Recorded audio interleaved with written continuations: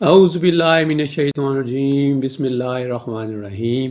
آپ دیکھ رہے ہیں گلوبل ڈیفنس ویو، اور قبل اس کے کہ ہم گلوبل ڈیفنس ویو کی شروعات کریں تو آپ نے اگر ابھی بھی گلوبل ڈیفنس ویو کو سبسکرائب نہیں کیا تو گلوبل ڈیفنس ویو کو سبسکرائب کر لیں اور بیل آئیکن کو پریس کر لیں تاکہ آپ کو گلوبل ڈیفنس ویو کے آنے والے نئے ویلاگ نوٹیفیکیشن مل جائے۔ تو شروع کرتے ہیں ہم آج کا گلوبل ڈیفنس ویو، اور آج کے ہم گلوبل ڈیفنس ویو کا وہ موضوع ہے کہ انڈیا کن 14 رافیل جو ہے وہ خریدنے جا رہا ہے۔ تو آپریشن سندور کے بعد کیوں انڈیا رافیل پر واپس آیا، اور ہم دیکھیں گے J-10C ورسز رافیل کیا ریالٹی ہے۔ تو شروع کرتے ہیں ہم آج کا ویلاگ۔ بھارت نے بالآخر 20 سالہ تاخیر کے بعد 114 رافیل طیارے خریدنے کا فیصلہ کر لیا ہے۔ یہ فیصلہ ایک ایسے وقت میں سامنے آیا جب آپریشن سندور میں رافیل کی کارکردگی پر سنجیدہ سوالات اٹھے اور پاکستان کے مطابق 4 رافیل طیارے آپریشن سندور میں تباہ ہوئے۔ تو سوال یہ ہے، اگر رافیل اتنا مؤثر تھا تو بھارت 2 دہائیوں تک کیوں رکا رہا، اور اگر مؤثر نہیں تھا تو اب 114 مزید جہاز کیوں خریدے جا رہے ہیں؟ ہم بات کرتے ہیں کہ MRFA پروگرام کے پس منظر اور اس پروگرام کی ناکامی کے بارے میں۔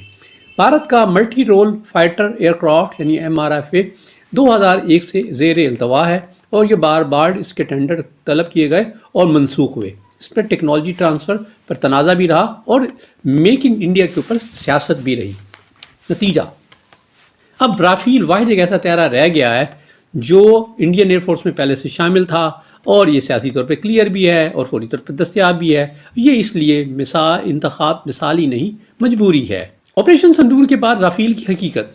آپریشن سندور نے بہرحال ایک اہم حقیقت کو واضح کر دی کہ جدید فضائی جنگ پلیٹ فارم نہیں، سسٹم جیتتے ہیں۔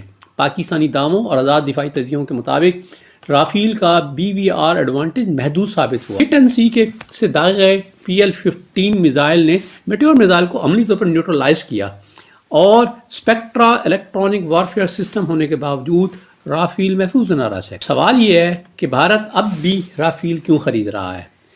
اگر اس تناظر میں ہم دیکھیں تو انڈین ہم حوالے سے دیکھیں تو انڈیا یہ سارا کام کیوں کر رہا ہے، تو انڈیا کو نتیجتاً کچھ فوائد تو مل رہے ہیں۔ نمبر 1، اس سے فورس اسٹرکچر کرائسس کو کور مل رہا ہے۔ انڈیا کو اس وقت 42 اسکواڈرن چاہیے، جبکہ انڈین ایئر فورس کی موجودہ اسکواڈرن کی تعداد 30 سے 31 ہے۔ MiG-21 ریٹائر ہو چکا ہے، اور تیجاس MK1 تاخیر کا شکار ہے، اور AMCA 2035 سے پہلے ممکن نہیں۔ اس لیے رافیل ہی واحد فوری حل ہے۔ Narrative and reputation management.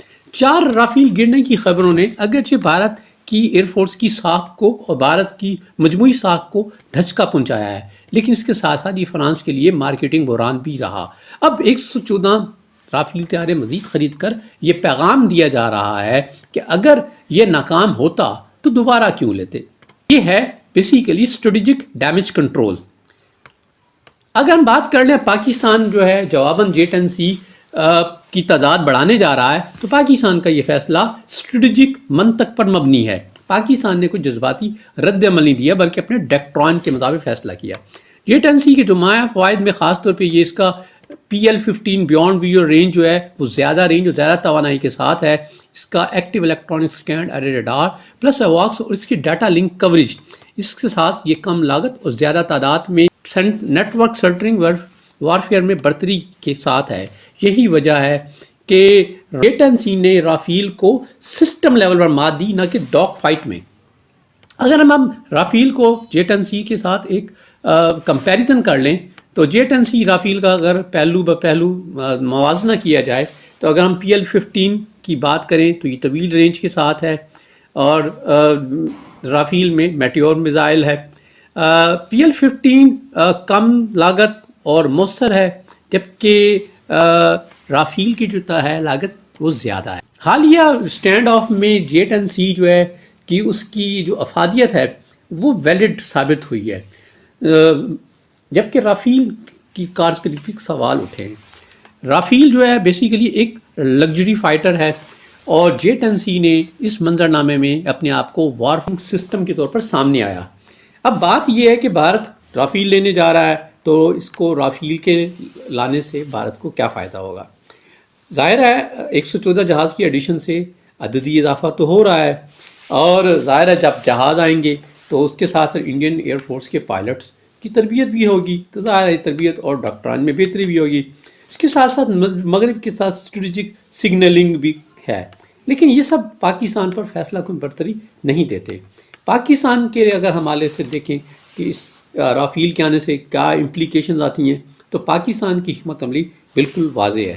Pakistan کے لیے موجودہ ڈیٹنس میں J-10C ایک بہترین آپشن ہے۔ اس کے ساتھ ساتھ JF-17 بلاک 3 تعداد اور اپنی active electron second array radar کے ساتھ اس کو کمپلیمنٹ کرے گا، اور پاکستان کا مستقبل گیم چینجر وہ J-35 اسٹیلتھ فائٹر ہے، یعنی کم لاگت، زیادہ ذہانت اور بہتر نیٹ ورک، یہی جدید جنگ کی کنجی ہے۔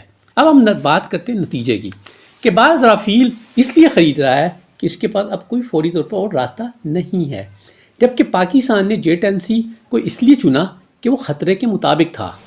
اب مستقبل کا فیصلہ اسٹیلتھ میزائل، ڈرونز اور ڈیٹا نیٹ ورک کریں گے، نہ کہ جہاز کا نام۔ گلوبل ڈیفنس اسکول کا یہ کنٹینٹ اگر آپ کو پسند آیا ہے تو پھر گلوبل ڈیفنس اسکول کو سبسکرائب کریں اور اپنی رائے کامنٹ سیکشن میں ضرور دیں۔ یہ تھا آج کا ویلاگ۔ خوش رہے، باز رہی۔